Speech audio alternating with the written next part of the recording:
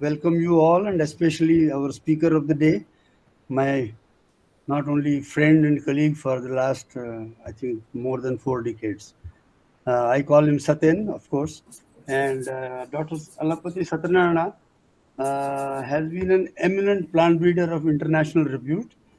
As born in a small village, Gudavali in Guntur district, where he is even settled now after retirement.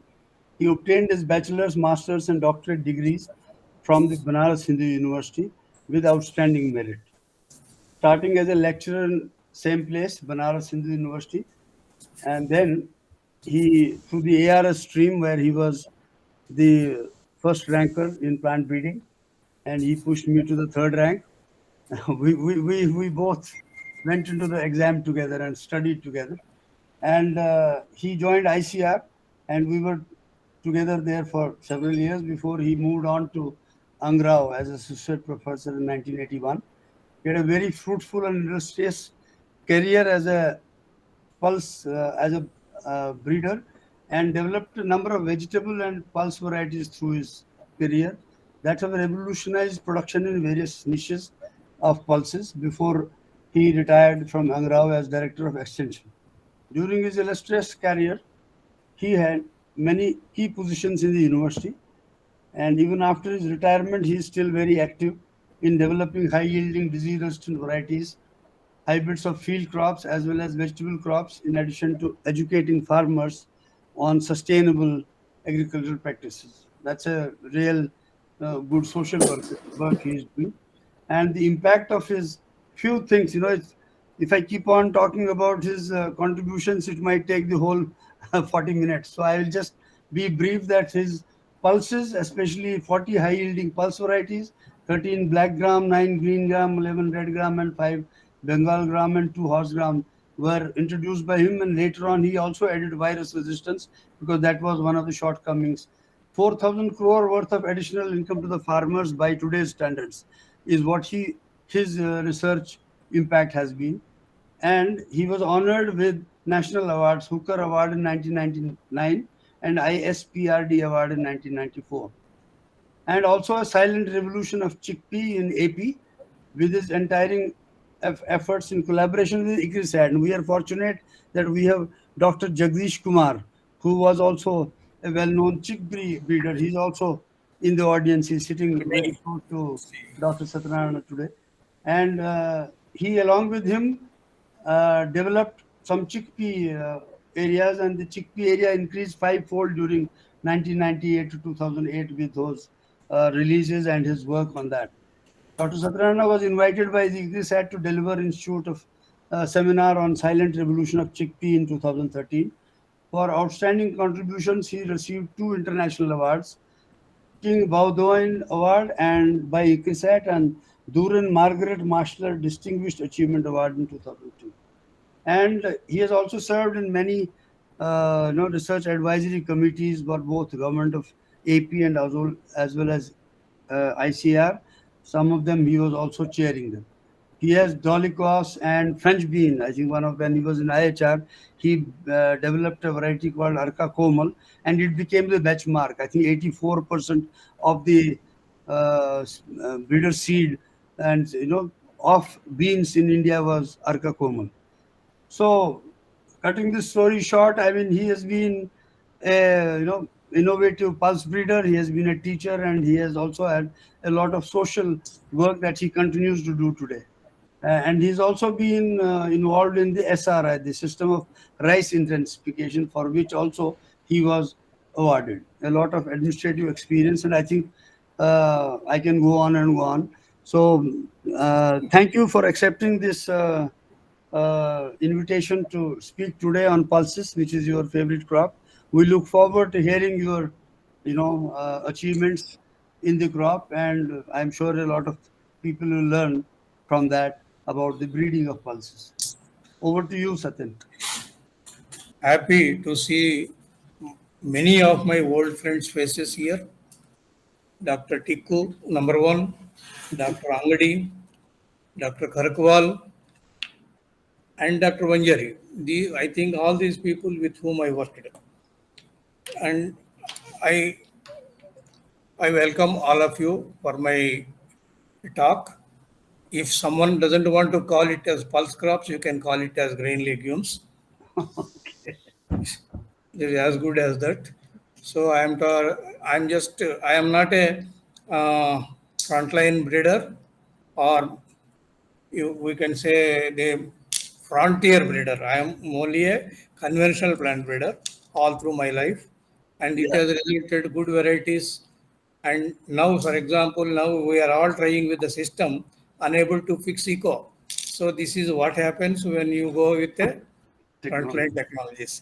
So the topic is genetic upgradation of grain legumes yield potential. Why I choose this topic is not only that I worked with this crop, but these are a group of crops neglected. They are relegated and ultimately say they are low yielders. Why they are low yielders? What made them low yielders is the one I will just discuss, and I also put few points how to make them better plants. You just see it is a pigeon pea plant. Can you imagine a pigeon pea yielding like this? You may think that somebody has tied up the branches like that, but it is a single plant. And if that is so, then it can compete with soybean, it can compete with even cereals like wheat. 2016 was declared as the International Year of Pulses. Why? To help overcome protein hunger, because that is the most important problem in the world. There are three dimensions of hunger: caloric hunger, protein malnutrition, hidden hunger, micronutrient deficiency. All the three occurs in India. But whenever we talk about a nutritional food, pulses come to our mind first, because only pulses will have the carbohydrates, protein, and micronutrients. None other grains will have so much. If you talk about millet, they are rich in micronutrients. If you talk about rice and wheat, they are more in calories. But protein coupled with calories and also with micronutrients, grain legumes is the only answer. In India, we produce about 170 lakh tons of legumes and import 54 lakh tons. The demand is to meet the minimum requirement is 240 lakh tons. There is still a deficit of 16 lakh tons. That's why most people doesn't get pulses sufficient for their dietary intake. Now, this is an average, and you can see in a rich man or a average middle man, they eat more pulses and then make pulses unavailable to poor people. Why pulses are low yields? This is what a statement everybody makes throughout the world is pulses are energy rich crops grown under energy starvation. Means without much inputs on a relegated soils. Even when the irrigation developed with the green revolution, cereal crops took the areas where pulses used to be grown earlier, and they were further relegated to marginal lands. So this was the statement given. Whether statement is correct or not, now my colleagues and learned people will tell me at the end of the day. They also spend lot of energy on biological nitrogen fixation, which is extra. Now, to convert just into starch, plant needs 1.2 gram glucose to 1 gram starch. Similarly, for fat, 1.8 gram, for protein, 2.2 gram. That means a crop rich in protein requires more equivalent glucose.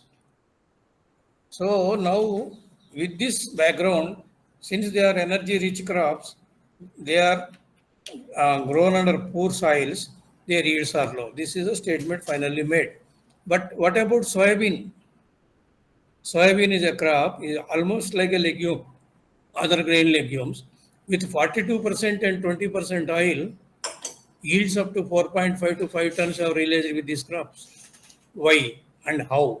Why not in legumes like green gram, black gram, red gram, chickpea, etc.? All because soybean is a plant type. It has a plant type which bears more pods. See, yield means more number of pods. A plant bearing more number of pods, how it can bear more number of pods, that has to be explained, and then reconstruct the plant type so that it gives more pods per plant. Pulses are also called unique jewels of Indian crop husbandry because they are good for us, they are good for the soil health, they are good for animal health, animal feed, and they are climate smart. So, keeping these things, if you keep in mind, the Indian soils remained fertile for over millennia of years only because Indian farmer judiciously mixed these grain legumes into the cropping systems, which is now missing. Neglecting pulses towards cereals in the irrigated area like rice wheat cropping system or rice cropping systems or commercial crops like cotton and all has resulted in a compromise for human health and sustainable food production. We are facing these two problems now. Human health problems have multiplied. Everyone is spending more money on their health. Now, when the problem of low productivity of pulses have been discussed at length in various forms right from the last 50, 60 years, and a number of measures to overcome were suggested, but the production remained stagnant. Where did the planning go wrong? This is a question mark we have to put for everybody. Everybody says varietal requirement for each niche need to be identified, a normal routine thing. Priority must be given for location-specific research, yes, given. Introduce pulses in various cropping systems, yes, introduced. Thereby, they share the advantage of fertile land and better management, yes, but the pulses production remained stagnant. That means there is some point we are still missing where things are going wrong, where we are not able to give out our hand. Now, if you take an example of rice-based cropping systems, pulses in rice-based cropping systems, pre-rice, pulse and rice, followed by pulse. This is actually in most of the areas. Usually rice and pulse, rice in kharif, pulse in rabi is the major cropping system. Rice pulse in late winter because where the kharif rice is sown late or a long duration rices are grown. Then the third one is rice pulse, summer pulse is also there. That means when you talk of simple a rice-based cropping system, you have so many systems in the country, in the different states, and the soil, climate, and season are different. Hence, varietal need is also different. We say these are something like we recommend for rice fallows. The system doesn't work. So, high yielding varieties developed elsewhere. For example, if someone developed good varieties in Madhya Pradesh or in Maharashtra or so, if they are introduced in rice fallows of Andhra Pradesh, they fail to give satisfactory yields. That means the location specific needs are important and that has to be worked out. And the local varieties have to be improved rather than introducing new variety from other places. And that was my example, my experience when I started my work on rice fallow pulses in 1982. I faced the same thing. 460 germplasm lines were put, and none was superior to any of the local variety. And the local varieties were also poor yielders. They have so many biotic stresses undergoing. So I took the local varieties to improve, and the first variety, LBZ 17, powdery mildew resistant variety, when it got to the farmers' fields, the average yields from 2 quintal per acre has gone to 8 quintal per acre. A big jump. That shows identifying the correct point and then attacking at it will result in good yields. So in rice fallows, what you see is we broadcast the seed. So plant stand establishment is poor. Weed menace because the soil is not tilled. Plant grows on only the residual moisture and fertility. And slow growth during early stages because of excessive soil moisture at the time of sowing. Terminal moisture stress because no water is given. Cooler temperatures at the time of sowing. Then soil-borne diseases, salinity, and finally at present yellow mosaic virus are the various constraints in pulse production. But these are all abiotic and biotic constraints. Then factors that influence pulses yields in rice-based cropping system also, time of sowing. Time of sowing is critical, second fortnight of November. But this depends on the duration of the rice variety sown in the kharif season. But variety per se has no influence. That was my conclusion. But time of sowing, for which what you do, select rice varieties in such a way that they come to harvest by during second fortnight of November. Sowing pulses by broadcast in standing crop requires higher seed rate and skill is required to achieve the optimum plants, and these skills have been taught to our farmers here. Now they are able to establish in 18 to 20 kg per acre. Scope for fertilizer application is poor, almost nil, negligible, because we sow the seed in the standing paddy crop. Hence, management with foliar nutrition needs to be standardized. Application of potassium humate, humic acid, was found to be better for uptake of residual fertility, nutrients, and also for increasing yields. These are the things I am not explaining because I am explaining the system now. Mahelbor 1998 quoted that the success of black gram and rice fallows of AP is an emerging trend in legumes. So they recognized the work of the genotype for rice fallows. And then introduction of grain legumes in rice-based cropping systems increased the productivity and sustainability of the system. Dr. Paroda and Dr. Swaminathan, independently, they have come out with this. And both of them have visited my fields in Guntur. Then what is required for higher yield? We are all talking of higher yield, whether we talk, my talk, Tikku talks, or Vanjari talks. We talk all our varieties are high yielders. But most of our breeding programs are not aimed at breeding for higher yields, but they are aimed at defect elimination. That means a disease resistance, a pest resistant, abiotic resistance, or something like that. Something now, every time now we think of molecular breeding to introduce a gene only to eliminate a defect. Improvement of yield potential per se is the toughest and rarely achieved. This is what I underline. How you go for yield potential increase. Breakthrough in yield barriers will be most rewarding.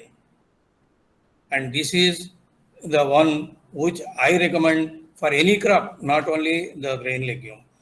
Conceptualize morphological framework to achieve higher yield. That means I am indicating that we should make an idiotype. Convergence breeding based on idiotype concept needs attention.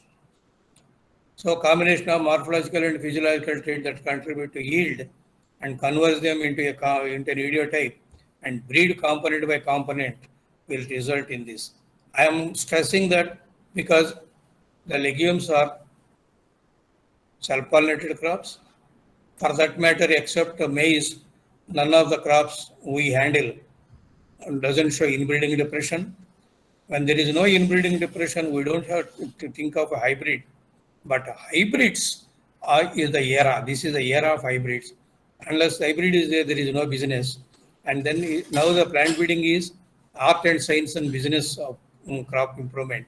So business is important. Hybrids are important. But you can produce a variety as good as a hybrid. I give an example here. Dr. Tikku knows there is a variety called in watermelon, Arka Manik. Arka Manik is derived from the hybrid Arka. We remember, I don't remember, that's the first hybrid released in IIHR, and that was the time I joined. Then I challenged that, and cucurbits have no inbreeding depression, but by following the pedigree, we can get a better variety. So they got a Arka Manik much better than the original hybrid. Now, in case of plant type improvement increases productivity. I said main stem bearing, sympodial bearing in black gram, branch terminal cluster habit of green gram, long fruiting primary branches of PNP, a canopy change structure to suit mechanical harvesting are the few things coupled with early vigor. All pulses have low initial vigor, but we need to have high initial vigor. Plant types to achieve high yield in black gram are main stem bearing. That means it will have axillary parts in addition to normal cluster at each node. So that together it gives 7 to 8 parts per node against 3 to 4 parts in the normal one. This is a main stem bearing habit, and I released a variety called Maruti on that. Now, when you talk about sympodial bearing, I don't have a photo here, I have photo separately. This gives a cluster habit, just like cluster bean. So, indeterminate pod bearing in cluster bean, they have very short internodes, short peduncles, and 8 to 12 pods per cluster. And this sympodial bearing, when combined with mainstem bearing, it resulted in a soybean type of bearing. And that means we are coming to close to a soybean, which made soybean very high yielding among the grain legumes. Physiological studies revealed zinc is limiting in black gram. That's not the source. That means we have to increase the zinc. Hence, utilizing the new plant types in breeding, the productivity will be enhanced. And the productivity can be enhanced by 40 to 50%. And this you please note down, 40 to 50% enhancement can come, whereas Dinkum 1994 predicted possibility of raising ceiling of genetic yield only up to 25% through modification of the morphological traits of currently available high yielding varieties. That means he also did not foresee that there can be an alternate plant type which will help in doubling that yield potential. Genetic improvement of untapped physiological parameters. These are the things we never use in commonly in our plant breeding, but we only read. Enhancement of radiation use efficiency. I think not many people have put that into use. Photosynthetic translocation efficiency. Unloading leaf sucrose into phloem to maximize source in equilibrium. Maybe finally converting C3 to C4, which people are working at International Rice Research Institute. I don't know how far they are successful. Understanding the genetic nature of physiological traits.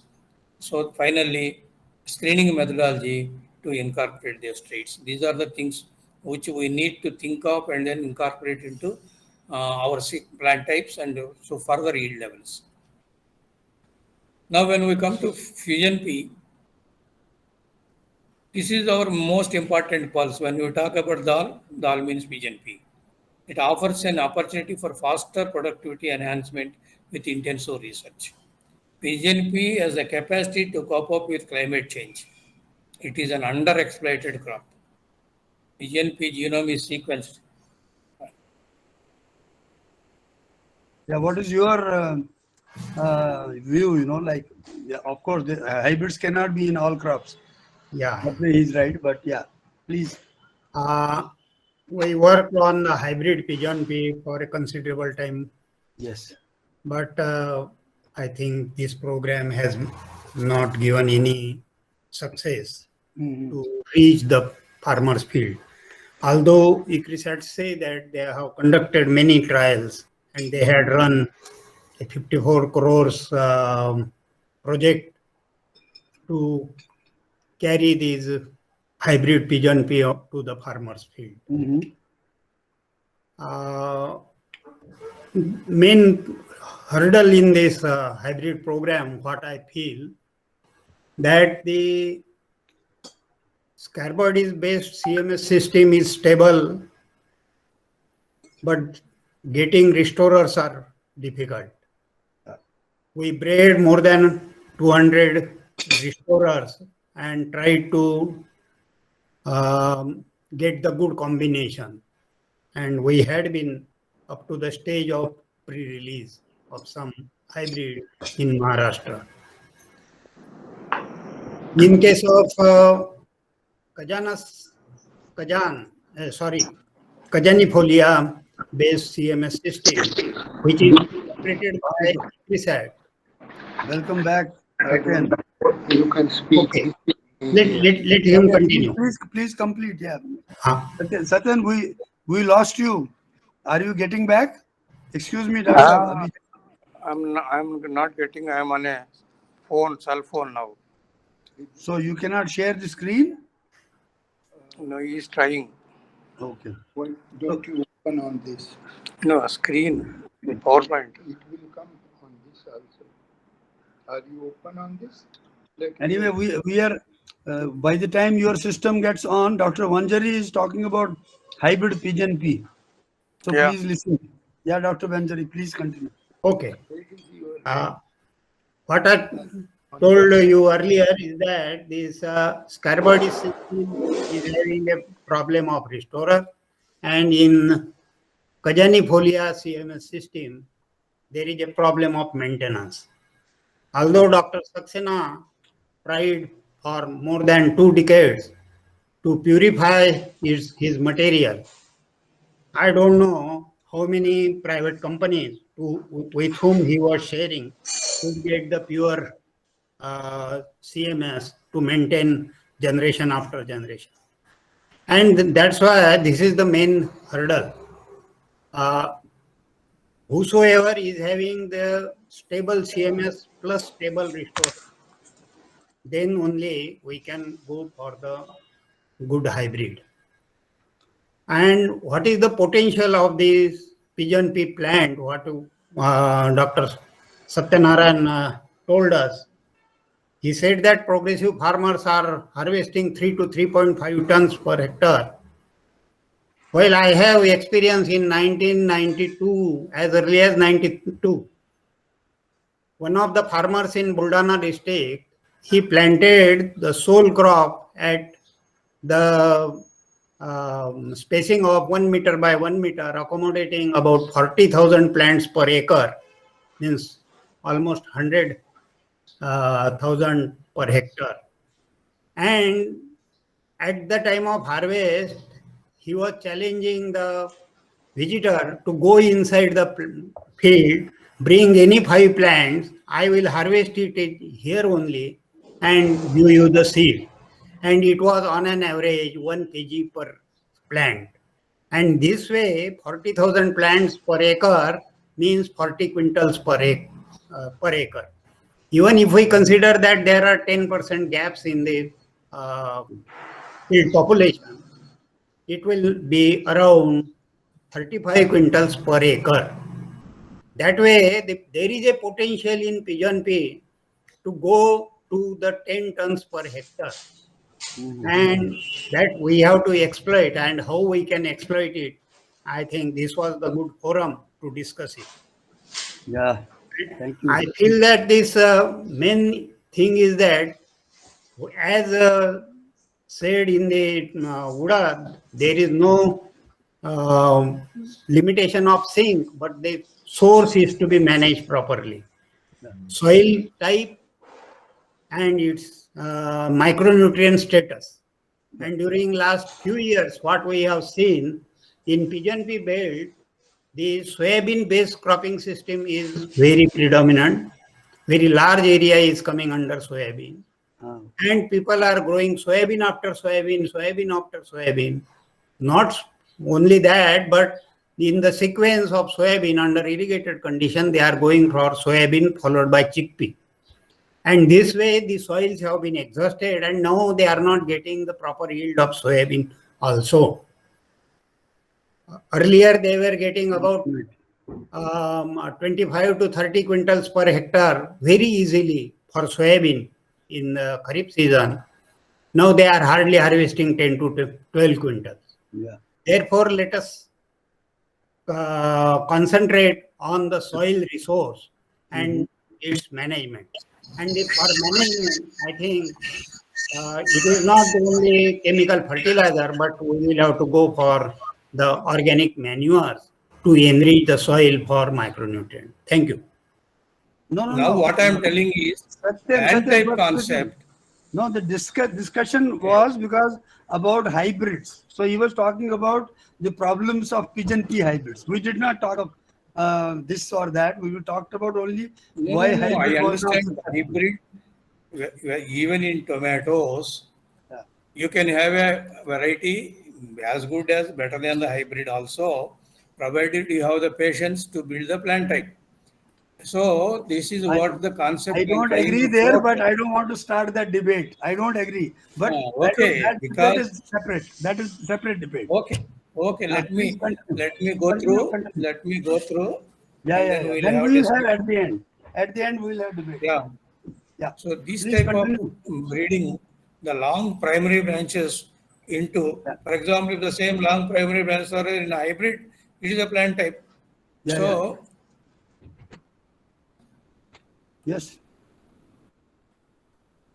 it is not moving now. Yeah. Oh.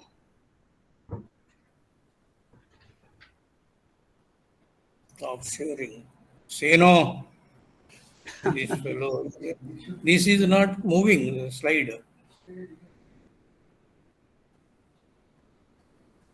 Slide more.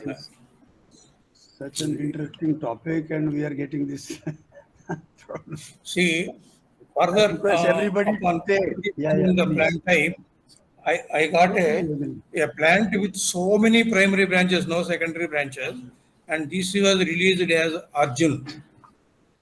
Yeah. And this Samir was a CRISAT pigeon pea breeder at that time. He visited, and you see the branching, primary branches only, and fully Yeah, loaded. excellent. So this is Excellent. I am to say, you have to come up with a plant type. I agree. Yeah. ಕೇಳ್ತಂದೆ ಮಳ್ಳಿ.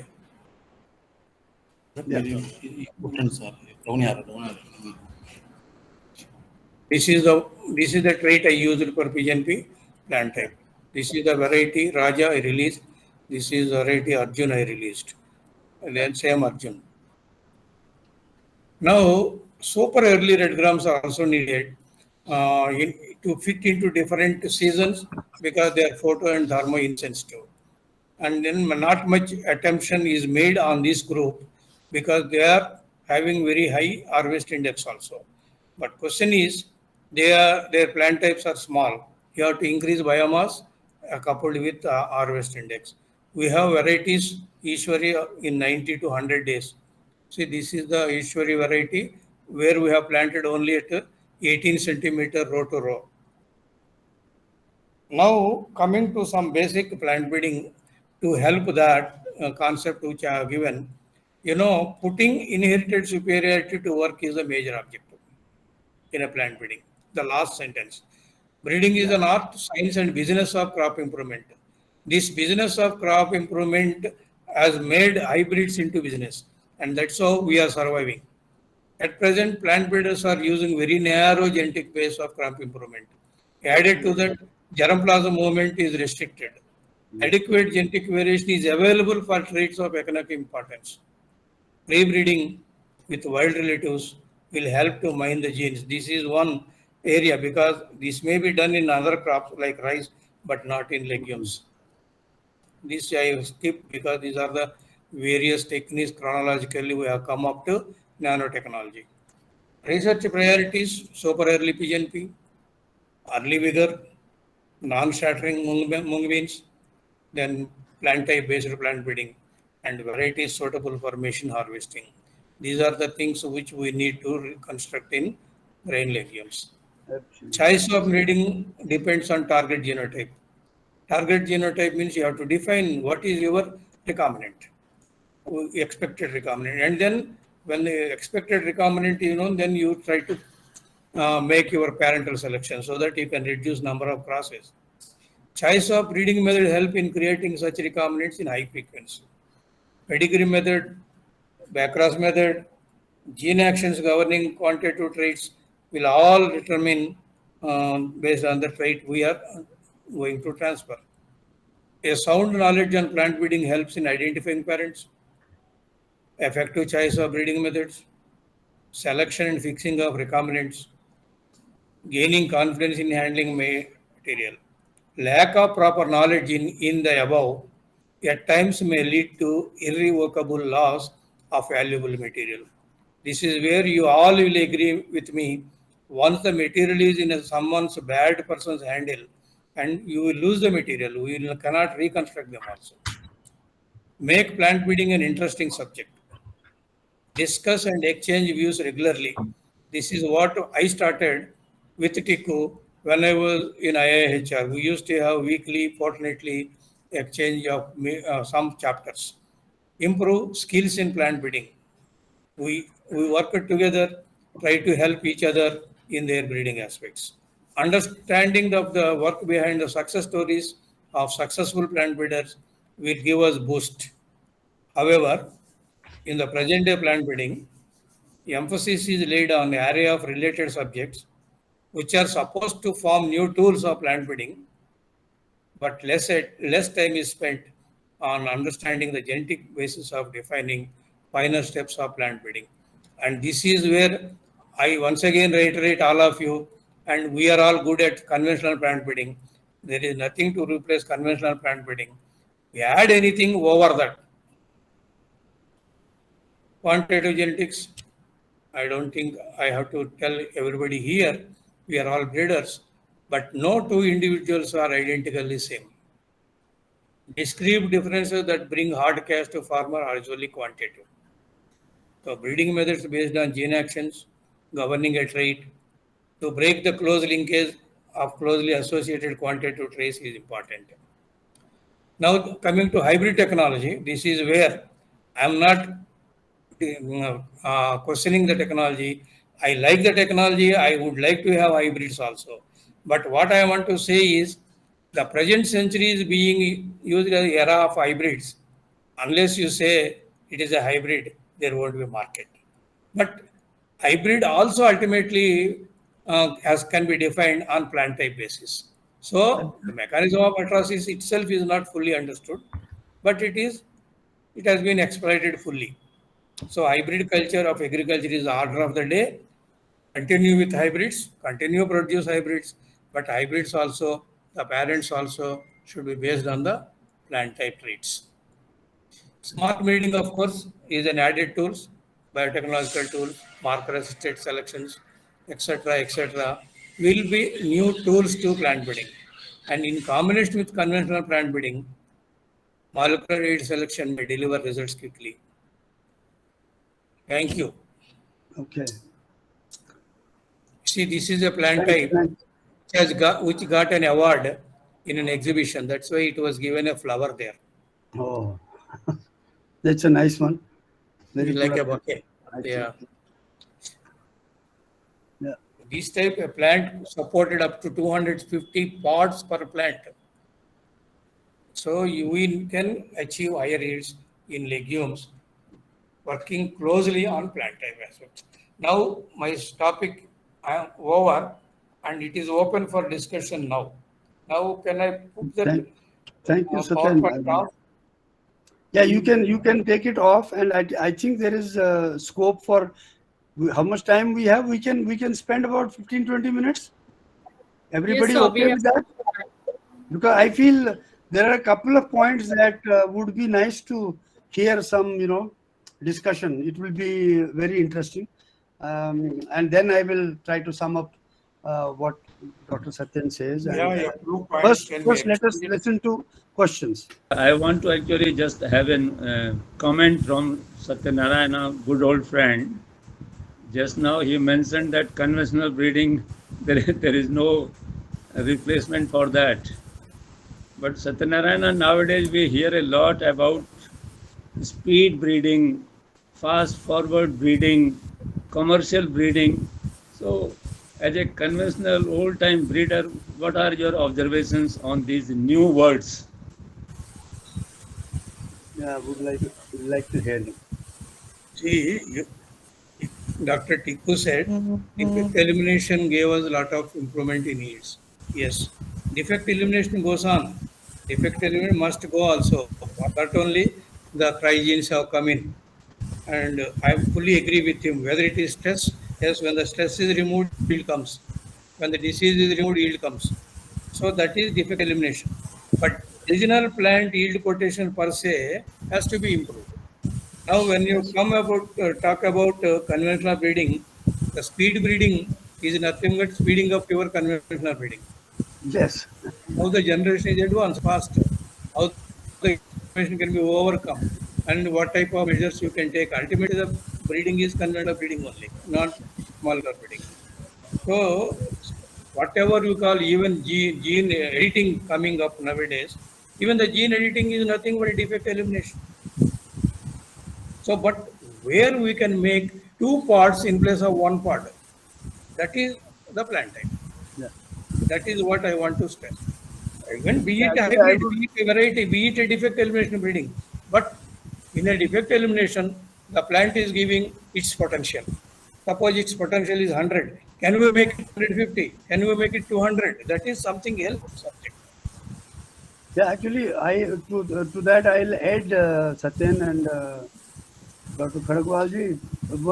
You are right. I mean, those are, in my opinion, they are adjuncts to conventional breeding. They only help us speed up. They only make us more efficient because you can molecular aided breeding. You can transfer a trait to your mutation breeding with gene editing becomes more precise. But they are basics. The basic thing is genetics and conventional breeding. They are additional tools. They are additional tools. They help us become more efficient and more faster. I hope you agree with that. Here you In see other Dr. words- Tikku, Dr. Hello. Pathak, Dr. Khargawal, Dr. Vanjari, and myself. We all none have hair on the top. Yeah. None of us are having hair here. That is an indication we have put most of our efforts on the crop improvement. Satyanarayan, I think Chairman, I would like to. Vanjari. Yeah, please. Dr. Satyanarayan has given a very good information to improve the pulses production and pulses productivity. He considered many aspects.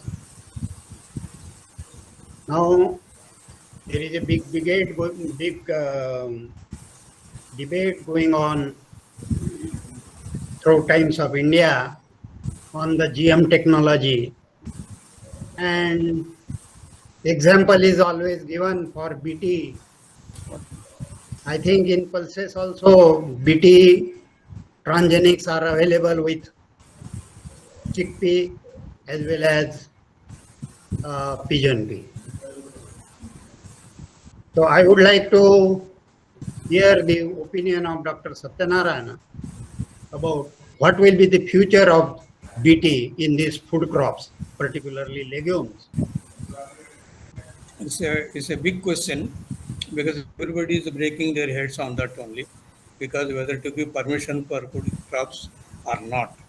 BT technology, no doubt, has created a lot of revolution in cotton. And as a result of that, the heliothyst has become low on chickpea also because the multiplication cycle stops. Now, the question is new problems are coming up on the BT cottons.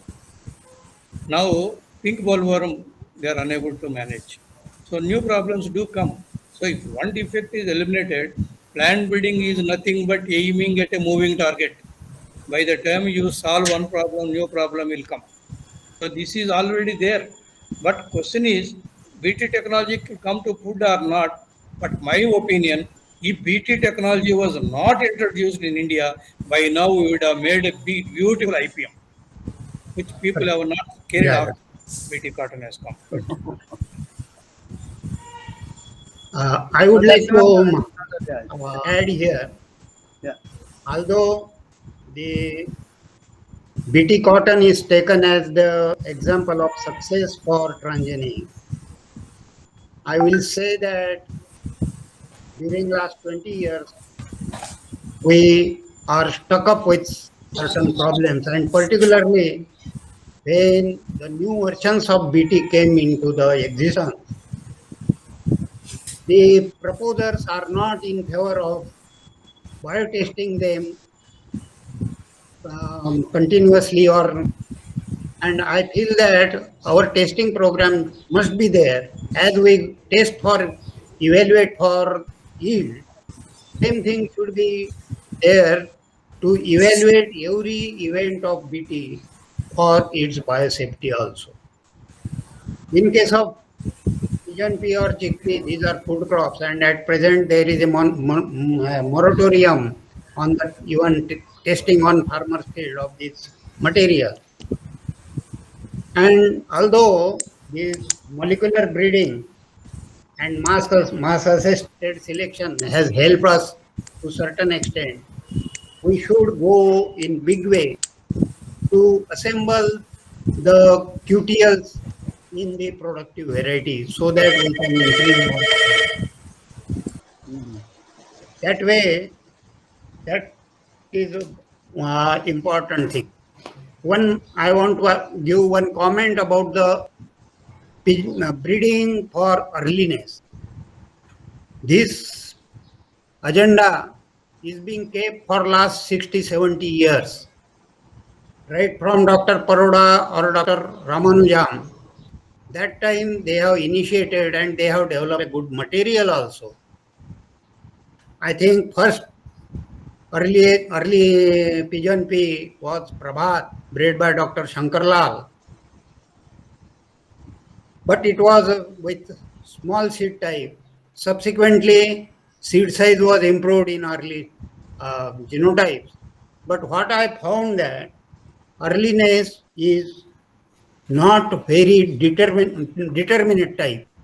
And the determinate genotypes, which are just like ICPL 87 or Pragati, whenever they are grown on large area, they succumb to the humid climate of August, September, during which the flowering coincide. And actually, this is the actual target for the technology like BT to help the farmers to avoid the incidence of helicoverpa there. Yes. And this BT definitely, as we have seen in case of wheat, to eliminate rust, we had continuous efforts and pyramiding these resistant genes. Here on BT, we cannot rely for many days. And breaking the resistance against the particular BT is very common or will be very common because helicoverpa is a polyphagous pest. And therefore, there should be some strategies of IPM. I fully agree with Dr. Satyanarayana that due to this BT, the IPM has been neglected. And now, while bringing BG3 cotton in the cultivation, people are asking for the convenience for weed control and therefore they are putting herbicide tolerance, which are having its own problem. Own problem means the cancer is on rise for so many years. And in Nagpur, there was no facility for radiation of the cancer treatment. Now there are 7 big hospitals where the expenses of 2 to 3 lakhs rupees per day are going on by these cancer patients. And when we pass on through the endemic COVID-19, we must learn lesson how to keep our health in order. And we will have to see all these biotechnological tools, particularly transgenics, for their bad effects wherever they are. I am not against any biotechnology or GM crops, but there must be a good, sufficient knowledge about its side effects also. I think, Yeah, thank you, thank Dr. you very Vanjari. much. I think You have made my statement yeah, very easy. Now the question is, breeding for early varieties, late varieties, medium varieties is different, but I am emphasizing on early vigor. Early vigor, because if initially vigor is not there, it won't put up a canopy. Now early varieties, what you talk about ICPL 87 or Pragati and what is that? Prabhat. Prabhat. They are all of 130 days. But I am talking about variety of 100 days, and this too as a post rainy season crop, so that it can go in rotation. Anyway, now there are so many illegal testing of Wakra BTs, Brinjal BTs, everything going on unofficially everywhere, and that has no control in this country. that is the problem. So it is easy actually, as Vanjari said, BT is one of the component of IPM. So why must concentrate all research organizations and NGOs on workable IPM strategies? Dr. Tikku, I want to make a quick comment on I Dr. think Satyanarayana's mention of IPM. I think he said it. BT can be one important component of IPM. exactly. And he also said another thing, that all the three are having no hair on their head. I was visiting Dr. Patak in Taiwan, AVRTC, and in his room, his daughter had put a very nice poster. I remember that. It says, God made only few perfect heads, rest he covered with hair.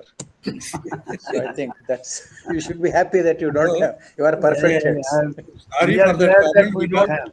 Okay, I'm sorry. unfortunately, all these four are my colleagues. So I made that comment.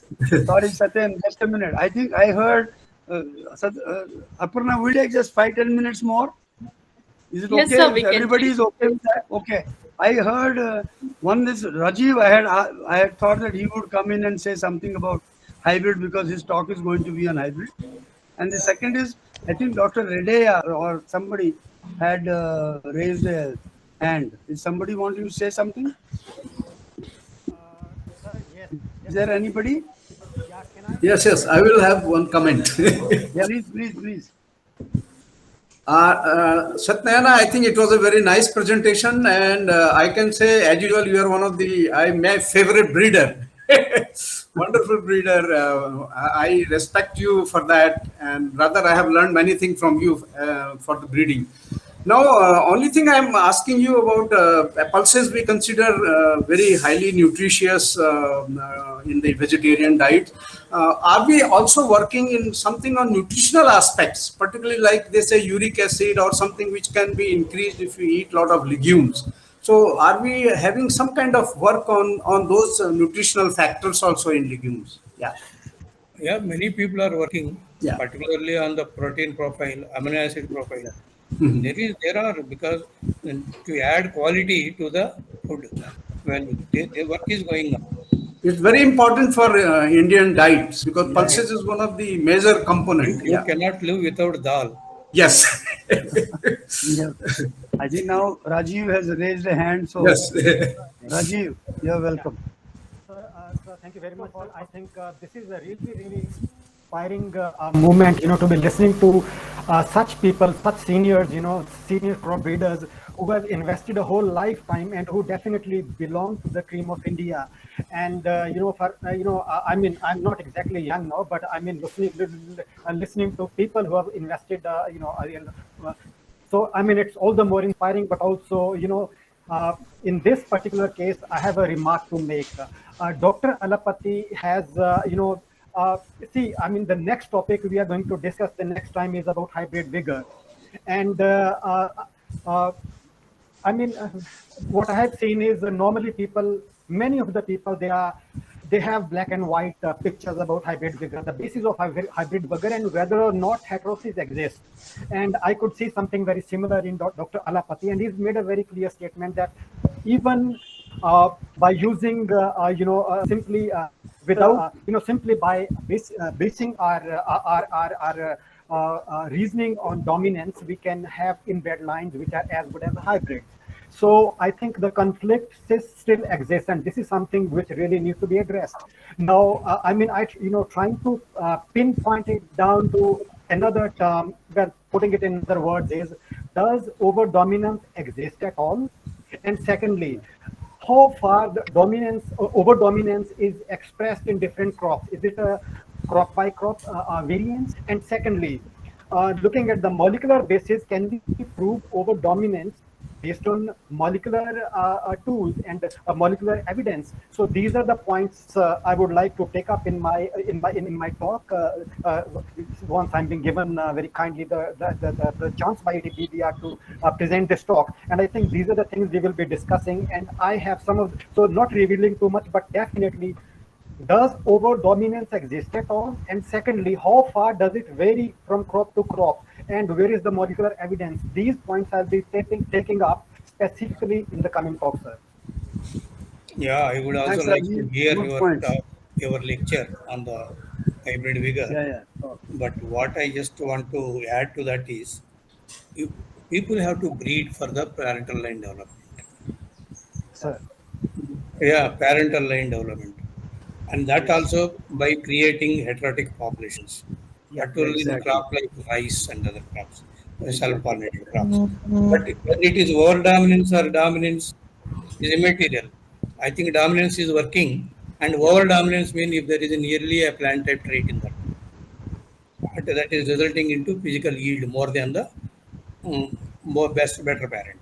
So over dominance or anything, I told in one sentence, the genetic basis of heterosis is not fully understood, but still it is 100% exploited. So we have to live with it. It is an era we are living in, like Mohenjo-daro time. Now it is hybrid time. So we have to live with hybrids, and we have to improve further. You develop your parental lines. But what is going on in India is everybody is stealing others' parents. Satyan, And by you giving just hit the nail on the head. Problem is the parental. I'll just give you an example of maize. If everybody understands that today's maize inbreds have the same yields as the double crosses and triple decades back, Correct. yes, because there has been Because- constant inbred improvement. So your heterosis percentage may have remained the same, but the yield has increased because your inbreds have improved. The heterosis, even if it is the same 20% or 50%, your yield has increased. So we have to do the same thing wherever heterosis is existing, which means hybrid vigor. Then you have to continuously improve the parents. Without that, you will not continue to get the total yields. So that I agree. But we will do this more discussion on hybrid heterosis when Rajiv yeah, I will. next month. No, I will also participate in that lecture. Yeah. Please, it will be good. So, is there any other last minute question? Otherwise, Yeah, I'll come up quickly. I have one question or curiosity, I would say. Well, thank you, Alapati sir, for a great presentation. It was a nice learning for all of us. My query is that pulses is a very important component of our diet. As you mentioned that most of the people, especially vegetarian, that is the only source of protein for us, the major source of protein. So why we didn't have that attention like wheat and rice? Still you see that pulse is very expensive component in your plate. So is that we don't have the high yielding variety, or the research attention is still lacking in that domain? The moment you have irrigation of water, fertilizers, pesticides, the responsive crop like rice and wheat have taken that, and they have taken the share of all the land. So pulses are further relegated to marginal lands because they think that they still can give you yield. But still they are still maintaining the yield production level in the country, even with relegation to marginal lands, is only because of the improvement and varieties we have made. So but they have to be given that due share in the input allotment, irrigated share, fertilizer share, like that. Then certainly pulses will come up. Okay.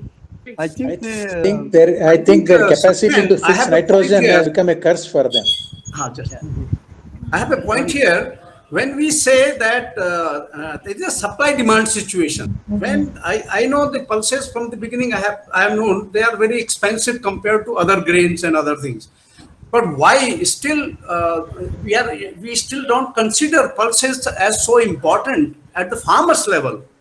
I personally feel that most of our business component, I say, at present in India or maybe in other countries, depending on the private industries. And no private industry is interested in pulses because there is no hybrid vigor. As soon as a company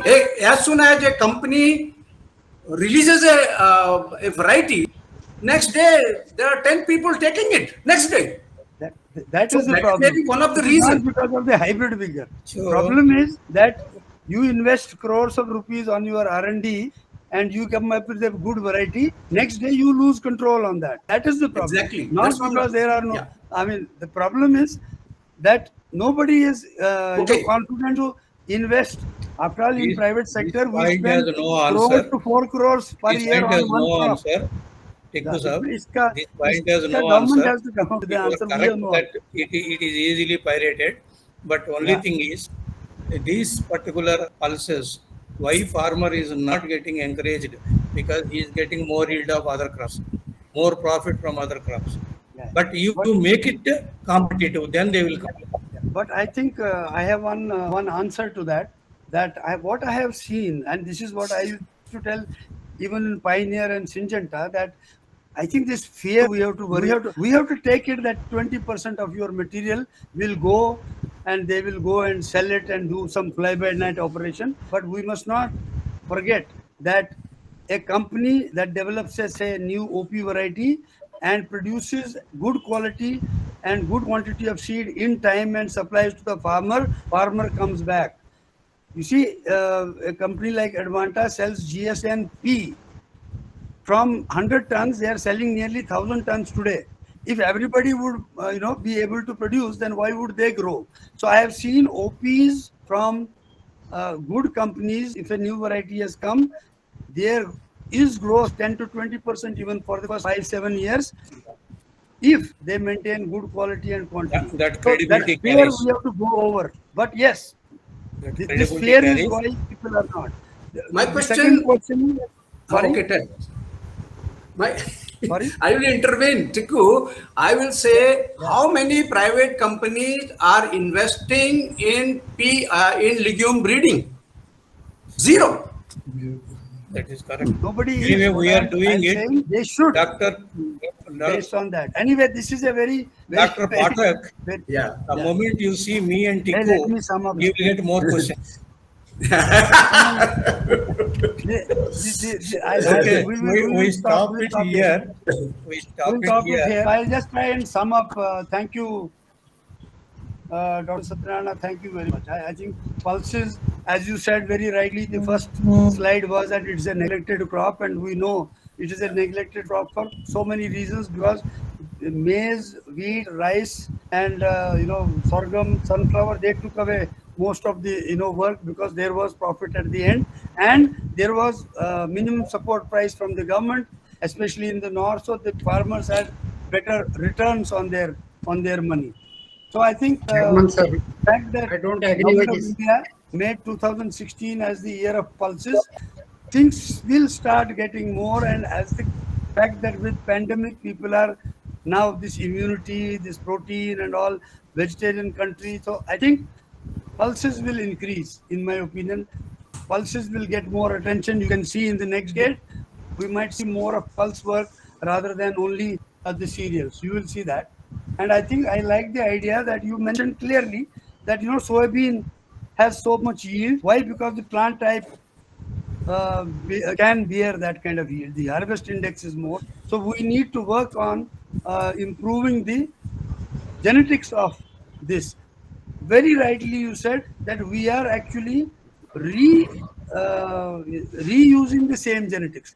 We keep crossing between the same varieties that are released. They cross with each other. No new genes are getting funneled into that. So we need to go crop-wide relatives of each crop and bring in the new genes. Then only your basic plant type will increase and your yield will increase. So very, very correctly, we have to increase the yields of the parental lines so that we can get more yield. And so, you talked about earliness. Look at rice. Today, there is a rice, 104 days, and there is a very large area under that variety because it suits their crop rotation. There are hybrid rice, 104 days, 120 days, 140 days. Similarly, in maize, as rice is self-pollinated, maize, we have from 120 days to 160 days, depending on the location and the period. Rabi maize in Bihar is 160 days. Now they are also looking at 140 days. So earliness is possible, but again, not without breeding the right parents. Earliness is not for everywhere, but for a particular niche, for a particular areas. Earliness is not for the particular one. Yeah, it has to be case by wherever it is required. Before, I have a guest with me. We have to move from here. Okay. What I request all of you is, whenever possible, you visit Guntur. We will. Anybody can. I will be visiting, of course, in November. You can see my I will visit. cereal, crops, plant types, everything in the page. I think your sum up was narrow germplasm base of pulses needs to be improved so that we can get the ultimate new varieties with better yield, your idiotype breeding, and poor emphasis on real plant breeding, because as you said, between the same, here is a good variety, here's a good variety, you cannot keep on giving you better varieties. You need to get new genes. Dr. Manjari rightly said the QTLs that are contributing to yield need to be put together. One So I answer think to BT is Dr. a separate subject that will take. One answer to Dr. Pathak is that Arka Komal was released in 82, 83, Yeah. and it is still leading. So even if it is a OP variety, if it is good from a particular organization, Ashoka seed is selling most of it, but Yeah. IHR also gets a maximum seed indent. Yeah, they get breeder seed indent continuously. So there is So not, that is it's a not that possibility. OP varieties there is no business. There is business. Most It of will the happen varieties are OPs only. You will see that it will happen in the next decade. There will be a lot of pulse breeding. Yeah. Thank you very Okay. much, everybody. I think thanks again, Dr. Satyan, Okay. for Thank you. invigorating, getting us into this discussion, which is important part of the whole story. Thank you, Thank Dr. you. Vanjari, for your Yeah. input, Dr. Karakwal, Dr. Pathak, and others who have come in. And thank you, Rajiv, and we will look forward to your, because that's a good, I think, next one. After this discussion, that will be interesting topic, because you are going into the modern technology and what it will do to heterosis breeding. So look forward to that. Thank you. Thank you. Thank you once again. Thank you.